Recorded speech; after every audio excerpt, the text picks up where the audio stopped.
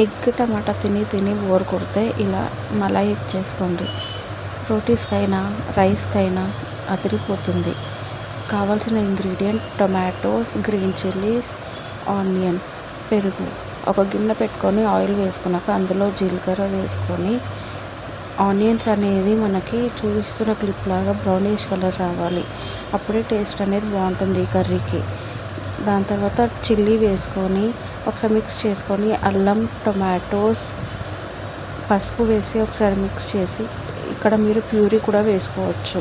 Tomatoes మంచిగా మగ్గిన తర్వాత కారం, ఉప్పు, ధనియాల పొడి టేస్ట్కి తగ్గట్టు వేసుకొని ఒక 2 మినిట్స్ ఉంచి ఇక్కడ ఆయిల్ పైకి వస్తుంది కదా అప్పుడు వేసుకొని పెరుగు మంచిగా బీట్ చేసుకొని వేసుకోవాలి. ఇక్కడ మీరు కాజు పేస్ట్ కూడా వేసుకోవచ్చు. ఈ క్లిప్లో చూపిస్తున్నట్టు కొన్ని ఎగ్స్ని తురుముకొని కొన్ని ఎగ్స్ని ఘాట్లు పెట్టి వేసుకొని మెల్లిగా కలిపి ఒక 5 to 10 మినిట్స్ నుంచి కస్తూరి మెతి వేసుకుంటే ఎమ్మి మలాయి ఎగ్ కర్రీ రెడీ.